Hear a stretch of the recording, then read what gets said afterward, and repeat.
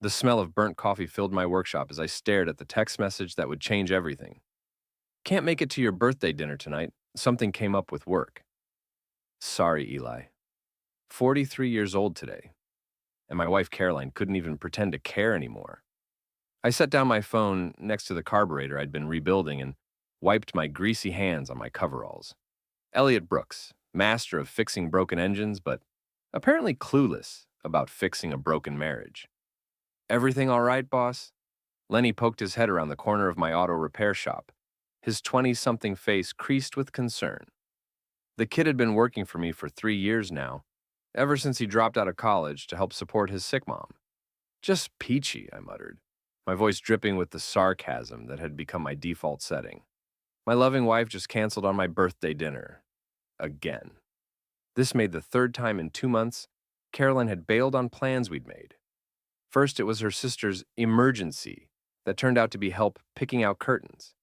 Then, it was a work crisis that somehow involved her getting home at 2 in the morning, smelling like expensive cologne I definitely couldn't afford on a mechanic's salary. I'd made reservations at Lakeside Grill, the fancy restaurant overlooking Chester Lake that charged $30 for a piece of fish smaller than the wrench in my back pocket. Caroline loved that place, always posting pictures of their overpriced appetizers on her Instagram with captions like, "Living my best life." The irony wasn't lost on me that I was apparently not part of her best life. My phone buzzed again. This time it was a text from Maggie, the bartender at Murphy's Tavern downtown. Saw your wife at Lakeside with some guy in a suit. Thought you should know. My stomach dropped like a transmission falling off a lift. I stared at the message, reading it 3 times before the words fully sank in. Caroline was at our restaurant, our reservation, with another man. Son of a bitch, I whispered. What's that? Lenny called out. Nothing. Just talking to myself. I grabbed my jacket from the hook by the door. Lock up when you're done with the Camaro. I've got somewhere I need to be. The drive to Lakeside took 12 minutes, but it felt like an hour. My hands gripped the steering wheel of my beat-up Ford pickup so tight my knuckles went white. Part of me hoped Maggie was wrong, that she'd mistaken some other blonde woman for my wife. But deep down, I knew better. Carolyn had been distant for months. No more casual touches when she walked by. No more laughing at my admittedly terrible jokes. She'd started working late more often, always with some excuse about her job at the marketing firm downtown. She managed social media accounts for local businesses, which apparently required a lot of evening client meetings. I should have seen it coming. The parking lot at Lakeside was packed with luxury cars and SUVs that cost more than I made in 2 years. My truck looked like a rusty turd among all the shiny metal. I found a spot in the back corner and sat there for a moment, trying to decide what to do next. Through the restaurant's floor-to-ceiling windows, I could see couples dining by candlelight. The place was all exposed brick and Edison bulbs, the kind of industrial chic that made hipsters weak in the knees. I scanned the tables until I found her. There she was, my wife of 8 years, sitting across from a man I recognized but couldn't immediately place. He was wearing an expensive-looking navy suit and had the kind of perfectly styled hair that screamed, "I spend more on product than most people spend on groceries." They were leaning toward each other, her hand covering his on the white tablecloth. It was Derek Foster. I remembered him now from Caroline's company Christmas party 2 years ago. Real estate agent, drove a BMW, had the kind of smile that belonged on a toothpaste commercial. Caroline had introduced him as just a friend from work, but I'd caught them talking in hushed tones by the punch bowl while I was getting lectured by her boss about quarterly projections. I sat in my truck watching them for 20 minutes. They ordered wine, expensive wine, judging by how long the sommelier spent describing it. Derek reached across the table and tucked a strand of Caroline's blonde hair behind her ear. She giggled like a teenager. My phone rang, making me jump. Caroline's name appeared on the screen. "Hey, honey," she said when I answered, her voice sickeningly sweet. "I'm so sorry about tonight. This work thing is running really late. Rain check on dinner?" I could hear restaurant noise in the background. The clink of silverware, muted conversation, someone laughing. "Sure," I said, my voice surprisingly steady. "Work comes first, right? You're the best. I love you." The line went dead. Through the window, I watched her slip her phone back into her purse and smile at Derek like he'd just told her she'd won the lottery. I started my truck and drove home in a daze. Our house was a modest two-story colonial in one of Chester's older neighborhoods. Nothing fancy, but it was ours. Or so I'd thought. Inside, everything looked exactly the same, but felt completely different. The family photos on the mantel seemed like evidence of a life that had never really existed. Caroline smiling at our wedding. Caroline on our honeymoon in Maine. Caroline at last year's 4th of July barbecue. Her arm around my waist. All lies, all performance. I grabbed a beer from the fridge and sat down at the kitchen table, where Caroline paid our bills every month. Her laptop was still open, the screensaver bouncing around like a digital pinball. She'd left in such a hurry to meet Derek that she'd forgotten to close it. I shouldn't have looked. I knew that even as I moved the mouse to wake up the screen. But 43 years of being the good guy, the understanding husband, the man who fixed everyone else's problems while ignoring his own, had left me with exactly nothing to show for it except a cheating wife and a birthday dinner for one. Her email was open. The first message in her inbox was from Derek, sent 3 hours ago. The subject line read, "Can't wait for tonight." I clicked on it. "Caroline, I've been thinking about you all day. Tonight feels like the start of something amazing. I know it's complicated with Eli, but we can figure it out. You deserve so much more than what you have. See you at 7. D." My hands were shaking as I scrolled down to see Caroline's reply. "I feel the same way. I told him I had to work late. He bought it completely. God, I can't wait to be done with all this pretending. Tonight is about us. C." There were dozens of other emails. Weeks of correspondence that painted a picture of a full-blown affair, complete with hotel receipts and plans for weekend getaways. Caroline hadn't just cheated on me. She'd built an entire secret relationship while I was working 60-hour weeks to pay for the life she was living with another man. The worst part wasn't even the betrayal. It was how stupid they thought I was. How easy it had been to fool the simple mechanic who spent his days with his hands in engine grease instead of paying attention to his own life. I closed the laptop and finished my beer. Then I opened another one. Tomorrow is going to be a very different day. I woke up on the couch at 5:30 in the morning with a crick in my neck and the taste of stale beer in my mouth. Caroline's car wasn't in the driveway. She'd never come home. The smart thing would have been to call a divorce lawyer, file papers, split assets, move on with my life like a mature adult. But as I stood in my empty kitchen making coffee with hands that still smelled like motor oil, I realized I didn't want to be smart. I wanted to be thorough. Caroline thought I was stupid. Derek thought I was irrelevant. They'd spent months planning their future while treating me like a convenient placeholder. Well, it was time to show them exactly how observant this dumb mechanic could be. I called Lenny and told him to open the shop without me. "Family emergency," I said, which wasn't technically a lie. Then I drove to Murphy's Tavern to find Maggie. Murphy's was the kind of dive bar that opened at 7 in the morning for the third shift workers and functioning alcoholics who needed a drink before most people had their first cup of coffee. Maggie was behind the bar, wiping down glasses, her gray hair pulled back in a messy bun. "Well, look what the cat dragged in," she said when I walked through the door. "You look like hell, Eli." "Feel worse than I look." I sat down on a cracked vinyl bar stool. "Tell me about last night." Maggie poured me a cup of coffee without being asked. She'd been bartending at Murphy's for 20 years and had developed an almost supernatural ability to read people's moods. Your wife and that real estate guy were all over each other, holding hands, sharing dessert, the whole 9 yards. "I'm sorry, honey. I really am." "How long have you known?" "About 2 months. They've been meeting there every couple weeks. Always on nights when you're working late at the shop." She leaned against the bar, her expression sympathetic but not pitying. Maggie had been through her own share of cheating husbands. "What are you going to do?" "I'm going to find out exactly how deep this goes," I said.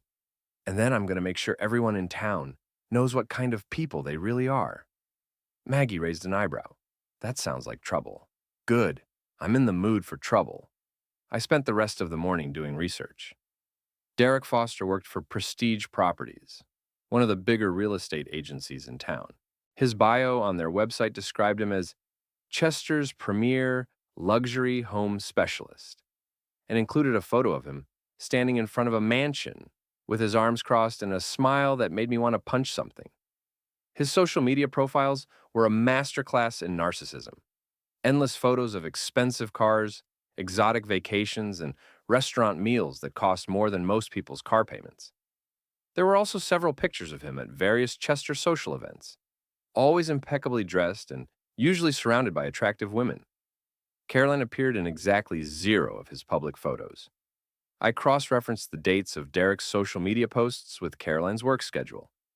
Every time she'd claimed to be working late or attending a client meeting, Derek had posted photos from the same restaurants or events.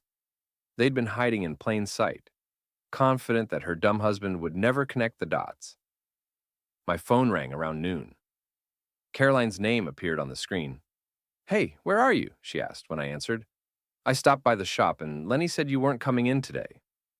"Family emergency," I repeated. "Where did you end up sleeping last night? You never came home." There was a pause. "I ended up crashing at Miranda's place. The work thing ran so late, and I'd had a few glasses of wine, so I didn't want to drive." Miranda was Caroline's best friend from college, a real estate agent who specialized in helping rich people buy vacation homes. She was also married to Derek's business partner. "That was smart," I said. "Safety first." "Exactly. Listen, I'm really sorry about missing your birthday. Let me make it up to you this weekend. We could drive up to Portland, maybe stay at that bed and breakfast you like." The casual way she lied was almost impressive. No hesitation, no guilt in her voice. Just smooth deception delivered, with the confidence of someone who'd had plenty of practice. "Sounds great," I said. "I love you too, Caroline." "I love you too." Another lie delivered with the same practiced ease. After we hung up, I drove to Prestige Properties. Derek's BMW was parked in the reserved spot closest to the building, still gleaming from what was probably a weekly detailing. I parked across the street and waited. At 2:15, Derek emerged from the building with another man in an expensive suit. They stood next to the BMW, talking and laughing about something. Derek kept checking his phone and grinning like a teenager with his first crush. They shook hands and Derek got in his car. I followed him at a distance as he drove through downtown Chester, past the boutique shops and overpriced cafes that catered to the summer tourist crowd. He pulled into the parking lot of the Marriott, one of the nicer hotels in town. I watched from my truck as Derek walked into the lobby, carrying a small overnight bag. 20 minutes later, Caroline's white Lexus pulled into the same parking lot. She was wearing a red dress I'd never seen before, and had clearly spent extra time on her hair and makeup. They were meeting for an afternoon tryst while I was supposed to be working at the shop. Oblivious to what was happening 15 minutes away from my own business, I took photos with my phone. Derek entering the hotel, Caroline arriving, the license plates of both cars, timestamps for everything.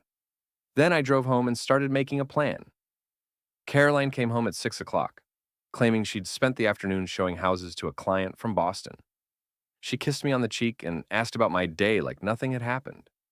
We ordered Chinese food and watched Netflix on the couch, her head on my shoulder like we were still the happy couple from our wedding photos. "I'm really sorry about last night," she said during a commercial break. "I know how much that dinner meant to you." "It's okay," I said, stroking her hair. "I understand how important your work is." She squeezed my hand. "You're the best husband in the world, Eli. I don't deserve you." For the first time in months, Caroline was telling the absolute truth. The next morning, Caroline left for work at her usual time, kissing me goodbye and reminding me to pick up milk on the way home. I waited until her car disappeared around the corner, then called my buddy Rick, who worked at the phone company. "I need a favor," I told him, "and it's probably not entirely legal." "Jesus, Eli. What kind of trouble are you in?" "The kind where my wife is cheating on me and I need to know how bad it is." Rick was quiet for a moment. He'd been through his own messy divorce 3 years earlier. "What do you need?" "Phone records. Text messages if you can get them. I'll pay whatever it costs." "I can't get you the actual messages, but I can tell you who she's been texting and when. Give me her number." 2 hours later, Rick called me back with information that made my stomach turn. Caroline had been exchanging dozens of text messages every day with Derek's number. But that wasn't the worst part. She'd also been in regular contact with Miranda, Derek's business partner's wife, and three other numbers I didn't recognize. Looks like your wife has been pretty busy, Rick said. Want me to run the other numbers? Do it. The other numbers belonged to two more real estate agents and a woman named Jessica, who worked at a marketing firm in Portland. I didn't know what the connection was, but I had a feeling I was about to find out. I drove to Murphy's Tavern and found Maggie setting up for the lunch crowd. Back again? She asked. This is becoming a habit. I need information, I said. What do you know about Miranda Peterson? Maggie's expression darkened. Derek's friend? She's bad news, honey. Comes in here sometimes with a group of real estate people. They sit in the corner booth and talk trash about their clients, their spouses, everyone. Real nasty stuff. What kind of nasty stuff? Last month, I heard her telling someone about how she was helping a friend transition out of an inconvenient marriage. Said they had it all figured out, just needed to be patient and wait for the right moment. My blood ran cold. Did she mention any names? Not that I heard, but she was sitting with your wife and that Derek character. I felt like I'd been punched in the gut. This wasn't just an affair, it was a conspiracy. Caroline, Derek, and Miranda had been planning my humiliation, probably figuring out how to maximize Caroline's settlement in a divorce while minimizing any damage to Derek's reputation. I thanked Maggie and drove to Lenny's apartment.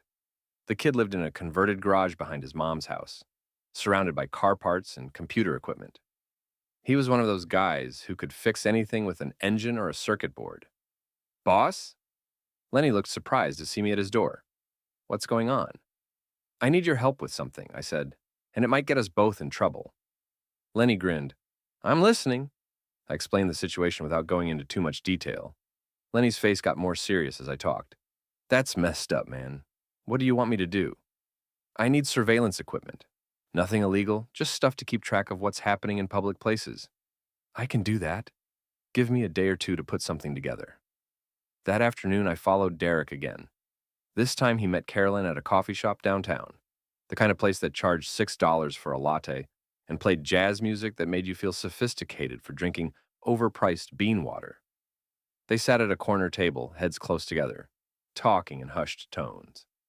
I couldn't hear what they were saying from my position across the street, but their body language told the story. Carolyn kept touching Derek's arm. He kept looking around nervously like he was worried about being seen. After an hour, they left separately. Caroline went back to her office. Derek drove to a house showing in one of Chester's more expensive neighborhoods. I was starting to understand their pattern. Public meetings disguised as coincidental encounters. Separate arrivals and departures. Hotel meetings when they wanted privacy. They'd thought through every detail, except the possibility that someone might be paying attention. That evening, Caroline came home with takeout from my favorite barbecue place. Thought we could have a nice dinner together, she said, setting the bags on the kitchen table. I feel like we haven't been spending enough time together lately. The irony was so thick, I could have cut it with a knife. That's really thoughtful, I said. How was your day? Busy. Had 3 client meetings and a conference call with that Portland firm I've been trying to land. She opened containers of pulled pork and coleslaw. What about you? How's the Henderson car coming along? We made small talk over dinner like a normal married couple. Caroline asked about my work, told me about her day, laughed at my jokes. If I hadn't known better, I would have thought we were happy. I've been thinking, she said as we cleaned up the dishes. Maybe we should take that vacation we've been talking about. Get away from Chester for a while, just the two of us. Where were you thinking? I don't know. Somewhere warm? Maybe the Caribbean? I wondered if Derek had suggested the same destination. Sounds expensive. We can afford it. I've been saving money from my freelance work. More lies. According to the bank statements I checked that morning, Caroline had been spending more money than usual, not saving it. Expensive dinners, hotel rooms, shopping trips that didn't result in anything new appearing in our closet. Let me think about it, I said. That night, Caroline fell asleep with her head on my chest, her breathing slow and steady. I stared at the ceiling for hours, thinking about the woman lying next to me. 8 years of marriage, and I was sharing a bed with a complete stranger. My phone buzzed with a text message. It was from Lenny. Got your equipment ready. This is going to be interesting. I smiled in the darkness. Caroline and Derek thought they were so clever, so careful. They had no idea what was coming. Lenny's surveillance equipment was more sophisticated than I'd expected. Tiny cameras that could be hidden anywhere, audio recording devices no bigger than a thumb drive, and a GPS tracker that could be attached to a car in seconds. This is some serious spy stuff, I said, examining the gear in Lenny's garage workshop. I've been watching a lot of YouTube tutorials, he said proudly. The GPS tracker is completely legal as long as you own the vehicle or have permission to track it. The cameras are fine for public spaces. The audio stuff gets tricky depending on consent laws, but if you're recording people in public, you're usually okay. I attached the GPS tracker to the underside of Caroline's car while she was at work. The cameras went in strategic locations around town: the coffee shop where she met Derek, the hotel parking lot, the restaurant where they had their romantic dinners, while I sat at home eating frozen pizza. Within a week, I had a complete picture of their relationship. They met 3 times a week, always at different locations. They'd been together for at least 4 months, maybe longer, and they weren't just having an affair. They were planning a future together. The audio I captured at the coffee shop was particularly illuminating. I can't keep lying to him, Caroline said during one of their meetings. He's starting to ask questions. Just a little longer, Derek replied. Miranda says we need to be patient. If we do this right, you'll get half of everything, and he won't be able to prove adultery. What if he finds out? He won't. Look at him, Caroline. The guy spends 14 hours a day with his head under a car hood. He's not exactly Sherlock Holmes. They both laughed at that. The sound of my wife mocking me with her lover was like being stabbed in the chest with a rusty screwdriver. But Derek was wrong about one thing. I might not be Sherlock Holmes, but I was very good at solving problems. And Caroline and Derek had just become my biggest problem. I decided it was time to let them know I wasn't as stupid as they thought. On a Thursday evening, I told Caroline I had to work late on an emergency repair job. Instead, I drove to the Marriott and waited in the parking lot. Right on schedule, Derek's BMW pulled up at 7:30. Caroline arrived 10 minutes later. I gave them an hour to get settled, then walked into the hotel lobby and asked to use the house phone. Derek Foster's room, please, I told the desk clerk. The phone rang 3 times before Derek answered, slightly out of breath. Derek, this is Eli Brooks, Caroline's husband. Dead silence. I know you're there, Derek, and I know my wife is there with you. I don't know what you're talking about, Derek stammered. Room 247. You checked in 2 hours ago under the name Foster. Caroline arrived at 7:40 p.m. driving her white Lexus, license plate 394HBK. She's wearing the blue dress she told me she was saving for our anniversary. More silence. Here's what's going to happen, I continued. You're going to get dressed, check out of that room, and never contact my wife again. If you don't, I'm going to make sure everyone in Chester knows exactly what kind of man you are. Your boss, your clients, your mother, everyone. You can't prove anything, Derek said, but his voice was shaking. Want to bet? I've got photos, videos, audio recordings, phone records, credit card statements, and a GPS tracker on Caroline's car that shows everywhere you two have been together. I know about the coffee shop meetings, the hotel visits, and that romantic dinner you had at Lakeside on my birthday. The line went quiet for so long I thought he'd hung up. What do you want? Derek finally asked. I want you to disappear. Tonight. Pack your bags, quit your job, and get out of Chester. If I see you anywhere near my wife again, I'll destroy your life. You're crazy. No, Derek, I'm thorough. There's a difference. I hung up and walked back to my truck. 20 minutes later, Derek emerged from the hotel looking like he'd seen a ghost. Carolyn followed a few minutes later, her face red and blotchy from crying. I followed her home at a distance. She was driving erratically, probably crying and trying to call Derek at the same time.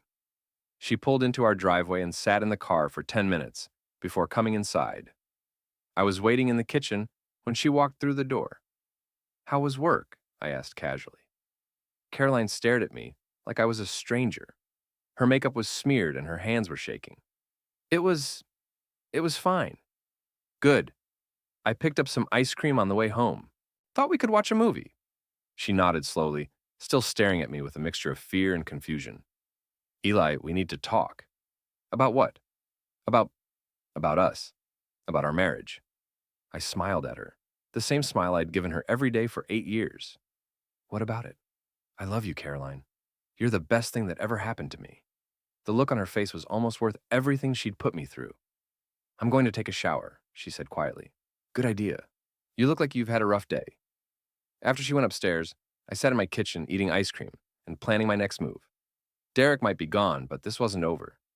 Carolyn had betrayed me, humiliated me, and plotted behind my back for months. She thought she could manipulate me, lie to me, and treat me like an idiot. It was time to show her exactly how wrong she was.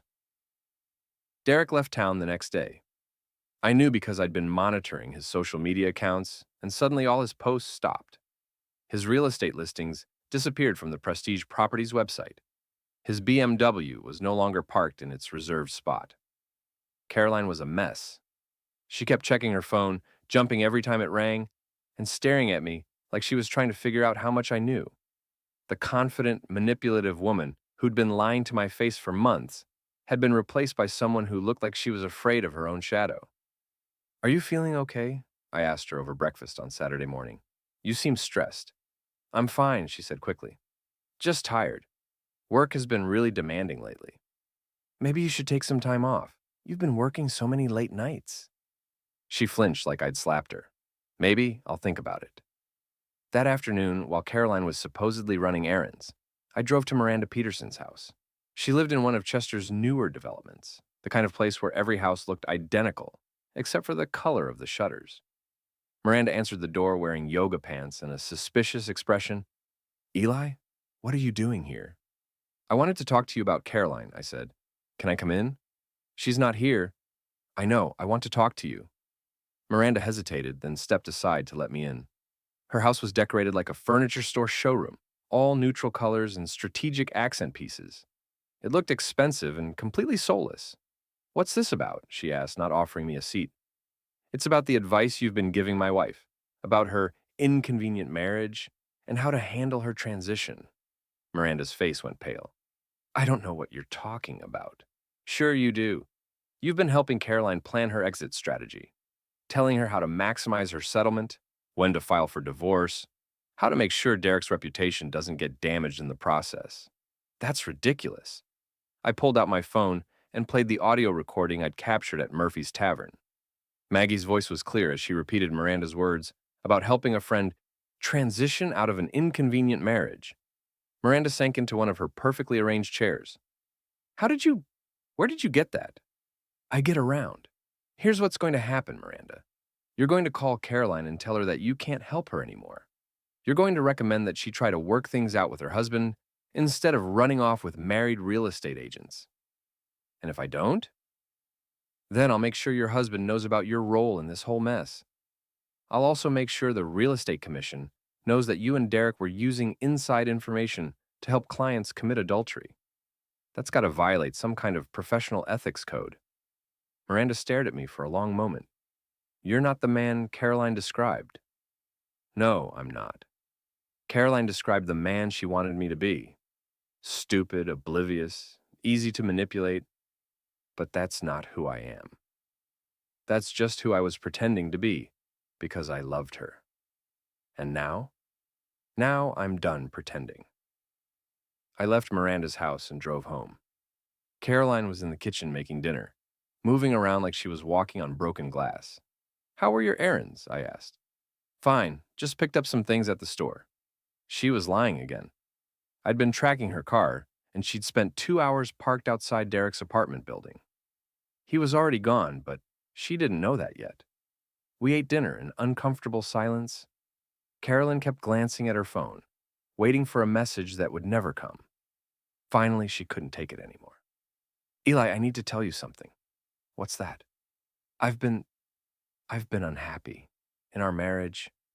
I think we need to talk about making some changes. I set down my fork and looked at her.